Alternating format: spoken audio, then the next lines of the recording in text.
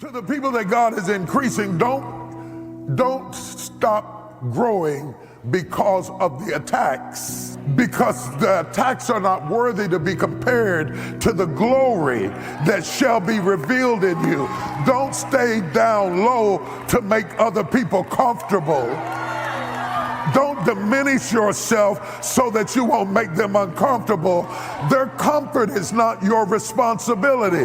Go ahead and make them uncomfortable and let them say whatever they've got to say, because God is getting ready to increase your influence. Who am I talking to?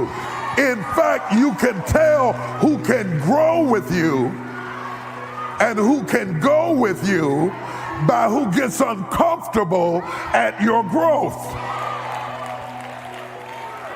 Warning, warning, warning. When you get around people that only liked you when you were down,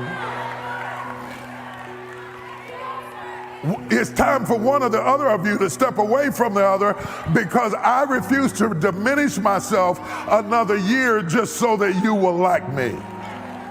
I don't listen to what nobody tell me. Once I write it down, I write the vision and make it plain, it will come. Surely it will come at an appointed time. It doesn't matter that nobody sees. It doesn't matter that it's visible to other people. All you got to do is write it down and believe. Everything you're going through is preparing you for what you ask God. You're tripping during the process. Pull yourself together and push it. Two things, my dream and my faith. Faith is the belief in things that you cannot see. You can never lose faith. That's the key. You have to believe in something that you can't see. You have to believe when you don't see no way how. You have to buckle down and keep believing. God is always coming. Here's the deal. The moment you ask God for something, he boxes it up and he ships it to you. Here's the problem with the package. He never gives you the date that it's going to arrive. It's going to come. He just don't tell you when. If he told you when, it would destroy the relationship that's required to have an abundant life, which is faith. If God told you you were going to be rich in August of 2021, do you know how crazy you would talk to people from now until then? Because you know on August 21, I'm going to be rich. But he don't tell you when the package is going to arrive. So here's the deal. He wants you to stay in faith to receive the package. He only sends the boxes to Faith Street. So when he sends it and you'd have moved off Faith Street, the package got to go back. It's just like UPS or the post office. If they send you a box and you ain't home, they take it back. That's how it works, man. Let me tell y'all something. Being successful is not a magic trick. You just have to learn the principles of success. I ain't got no degree. I got nothing like that to tell you about. I didn't finish school. I flunked out of school. I'm on my third marriage. Lost everything I've owned twice. Been homeless, lived in the car. I am telling you, your education ain't got nothing to do with it. No, man, it's your dreams and visions. A man without a dream or vision shall perish. It's what God puts in your imagination for you to have. Everything God wants you to have, he puts it in your imagination. Albert Einstein said imagination is everything. It's the preview to life's coming attraction. Everything you imagine is God showing you a preview of a coming attraction he has for you. And he puts it in your imagination so you can see what he got for you. So if you've been imagining that you're going to be rich one day, it's because God wants you to be rich. Now, when you going to ask him for it, and are you going to wait for it to happen? It all happens at an appointed time, but you have to stay in faith for the appointed time to happen for you. I've been wanting to be on TV since I was 10 years old. You know how old I was before I got on TV? 28 years after I wrote it on the paper. I won't be on TV. It took me 28 years to get on TV, but it happened at an appointed time. I just never gave up the faith. I kept going because I didn't know how to quit. Because I know if I quit, it cannot happen. You can't quit, man. You got to stay with it. Somebody having it way harder than you, and they didn't give up. That's inspiration. Get yourself together. God got a great life for you. I'm telling you, God got a plan for you that's so out of sight, it would trip you out. All you got to do is ask him for it and wait on it and be willing to work. Faith without works is dead. That's all you got to do. You don't need no education. I flunked out of school. Look at me. Mark Zuckerberg and Bill Gates don't have a degree between the two of them. but they got more degrees working for them than a thermometer. You know how many people I got working for me that got degrees? Everybody high got a degree. Because I know I ain't that smart. But I got money for you. You smart. Here go. How much you want? I want $150,000 a year. Here you go.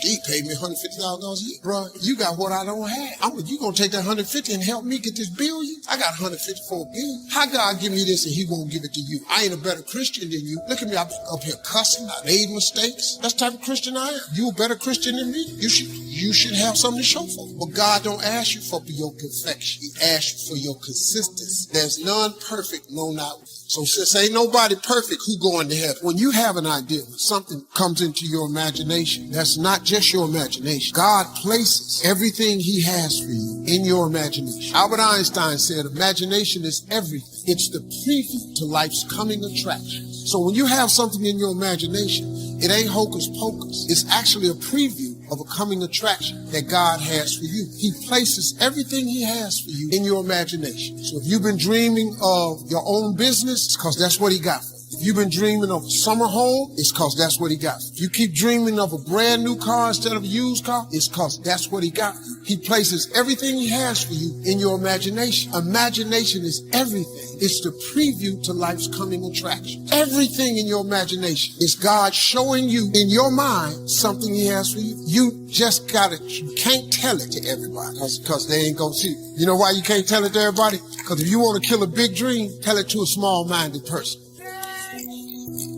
God has shown you some amazing stuff in your life that you thought was brilliant. Then you took it to your friends in your family, and you shared it with them, and they shot it down. You know why they shot it down? Because they couldn't see it. You know why they couldn't see it? Because God didn't show it to them. He showed it to you. Your imagination is real, man.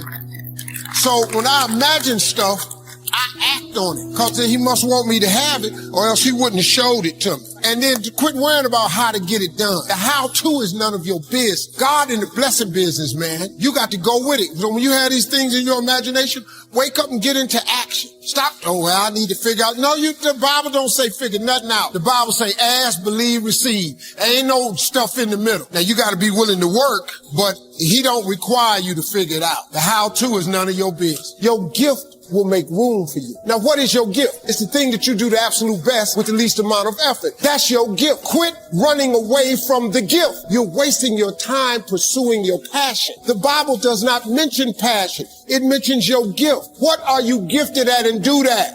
Stop tripping. You can do that. If you fry chicken better than everybody you know, you ought to be somewhere frying chicken. People make millions of dollars frying chicken. All they doing is making chicken. No one can live without a routine. You just forget that. If you guys don't have a routine, I would recommend, you get one going, because you cannot be mentally healthy without a routine. You need to pick a time to get up. Whatever time you want, but pick one and stick to it, because otherwise you dysregulate your circadian rhythms and they regulate your mood. And eat something in the morning. I've had lots of clients who've had anxiety disorders. I had one client who was literally starving. Very smart girl. There was very little that she liked. She kind of tried to subsist on half a cup of rice a day. She came to me and said, I have no energy. I come home, all I want to do is watch the same movie over and over. What? Is that weird? And I thought, well, it depends on how hard you work. It's a little weird, but whatever. It's familiar, and you're looking for comfort. So I did an analysis of her diet. It's 3/4 of a cup of rice. It's you're starving. Eat something. You'll feel better. So modified her diet, and all her anxiety went away, and she had some energy. It's yeah, you gotta eat. So schedule. That's a good thing, man. Your brain will thank you for it. It will stabilize your nervous system. With a bit of a plan, that's a good thing. You need a career. You need something productive to do with your time. You need to regulate your use of drugs and alcohol, most particularly alcohol, because that does in a lot of people. You need a family, like the family you have, your parents and all that. It'd be nice if you all got along. You could work on that. That's a good thing to work on. And then, you probably need children at some point. And that's life. That's what life is. And if you're missing, you may have a good reason to not be operating on one of those dimensions. It's not mandatory. But I can tell you that if you're not operating reasonably well on 4, I think I mentioned 6, if you're not operating reasonably well on at least 3 of them, there's no way you're going to be psychologically thriving. And that's more pragmatic in some sense than psychological, right? Human beings have a nature. There's things we need. And if we have them, well, that's good. And if we don't have them, well, then we feel the lack. And so behavioral psychologists concentrate a lot more on that sort of thing. You know, it's practical. Strategize. Make a career plan. Figure out how to negotiate, because that's bloody important. Figure out how to say what you need. Figure out how to tell the truth.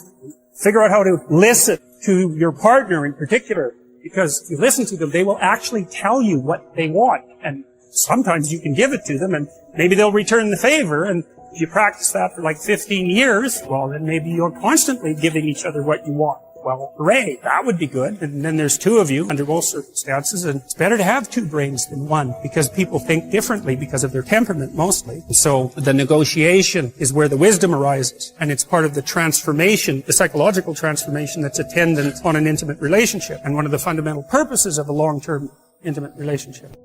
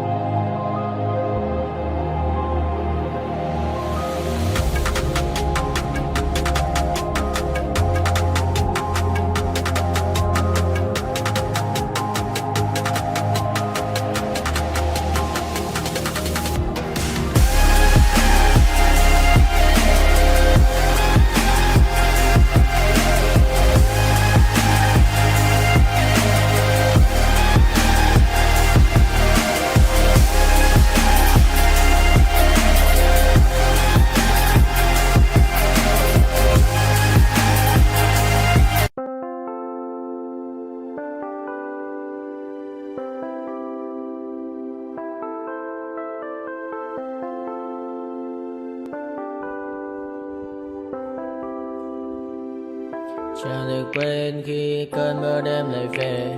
Em đã quên lời thề và ta như đông chìm sâu. Không còn mới em anh nhận màu. Em chỉ cần mơ đâu em bay. Chỉ còn là những cơn mưa vô giá. Cho bên mưa em không mơ anh. Anh một đêm mơ. Chỉ cần bên em không được cơn nhớ. Và chỉ có em không muốn nhớ. Và người ta bên nhau như ngã tớ. Muốn nhớ về say em chỉ có mấy em ở đây. Và anh như muốn chết đi nhưng không muốn em mơ mày. Tình yêu làm cho ta đau đầu. Cùng em như nằm hâm mộ. Anh như đeo mong cầu. Và mưa bên em ngủ sầu. Chào các bạn mai em mơ. Chỉ có bên em nhưng là khó mơ.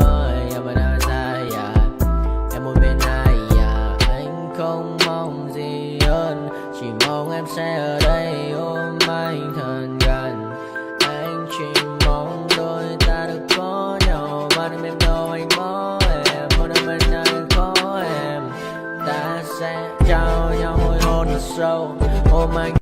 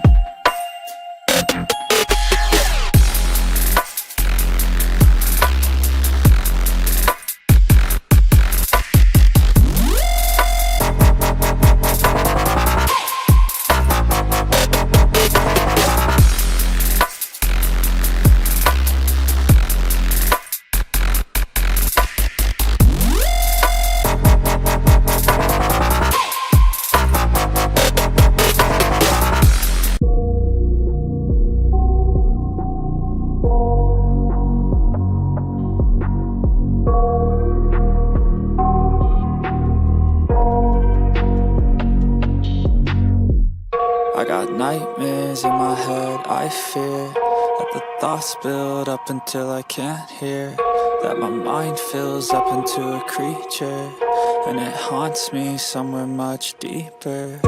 Anxiety, filling up every space, no privacy. And silently, it could build and build until you finally see, whoa, it's taking over, damn no closure, moving closer. No exposure, I just wanna be a loner. Some can't stay sober, looking over all their shoulders, like moving boulders just to get out of the home. It sucks, I've had enough, I don't wanna feel the stuck under the rug, all my problems that I shove. I got nightmares in my head, I fear that the thoughts build up until I can't hear, that my mind fills up into a creature, and it haunts me somewhere much deeper. I got nightmares in my head, I fear that the thoughts build up until I can't hear, that my mind fills up into a creature, and it haunts me somewhere much deeper.